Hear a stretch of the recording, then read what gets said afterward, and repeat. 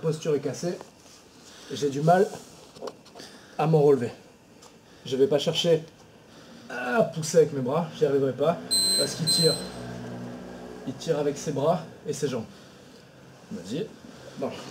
Donc là, c'est de la force. Première chose que je fais, mes deux mains sur les biceps. Je peux aussi prendre au niveau du kim et mettre les deux bras, les deux poings sous les aisselles. Mais bon, ce qui marche bien en kimono et sans kimono, c'est ça. Je suis ici. Je vais venir driver le front contre son menton. Là. Je vais me relever. À ce niveau-là, je vais venir placer mon genou exactement sous ses fesses. Là. Au moment où je fais ça, mes coudes sont à l'extérieur. Parce que si je laisse mes coudes au milieu, là, danger. Clé de bras, triangle, et beaucoup de choses. Donc je laisse mes coudes sur l'extérieur.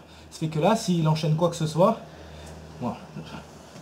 Il n'a pas l'angle pour le faire. Il est face à moi, il n'a pas d'angle. Mon genou, je vais simplement venir fléchir. Mon genou rentre au milieu. Je ne me mets pas ici, parce que là, forcément, il me renverse. Donc, quand j'ai ouvert, je mets tout mon poids naturellement ici. Donc là, après, pour le passage, ça va dépendre. J'ai un boulevard, donc je peux faire un knee slide, je peux passer en montée, je peux faire beaucoup de choses. Une des techniques qui marche bien, c'est ma main qui était sur le biceps, qui est partie sur les hanches, elle est restée au contact, et je la glisse vers l'épaule. Pour accompagner ma main, je vais mettre la tête oreille contre oreille. Là, bam. Et de là, je vais simplement venir faire un knee slide. Et une fois que je suis passé et que ma hanche s'est stabilisée au sol, je garde la tête au sol, je garde le contrôle au niveau de l'épaule. Et je vais venir lever son coude pour venir remplacer ma jambe. Après de là, j'enchaîne un petit peu comme je veux.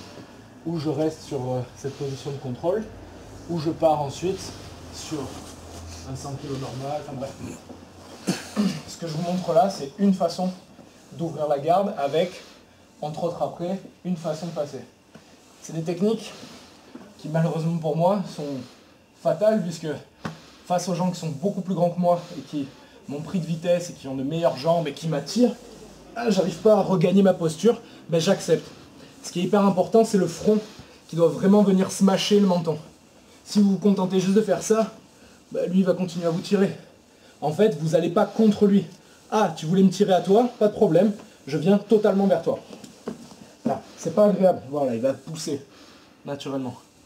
Voilà, quand il commence à pousser, là, ici, bam, je place. Ok? Après, selon le niveau de la personne en face, il peut transitionner sur garde ouverte avec de la riva, donc faire attention à venir casser le col. Et après, il y a tout un travail, ça va dépendre de sa réaction, mais une fois que je suis ici, que j'ai ouvert, pour éviter de la riva, je vais devoir casser sa hanche, pas le laisser les deux hanches au sol.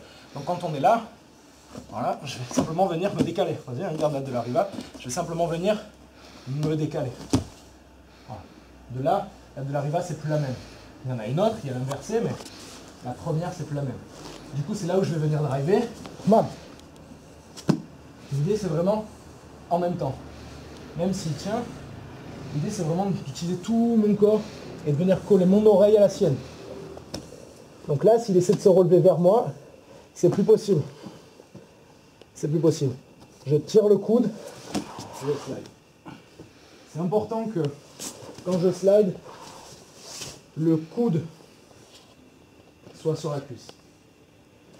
Si je slide en faisant ça, ben là en fait, il récupère son coude, il peut faire l'angouste, il peut faire beaucoup de choses. Okay, ici, le fait d'avoir la cuisse sous le coude, ça me permet de libérer ma main. J'ai plus à tirer. Parce que là, s'il essaie de récupérer son coude, il peut plus. Donc là, je peux utiliser ma main pour faire autre chose. Ok ?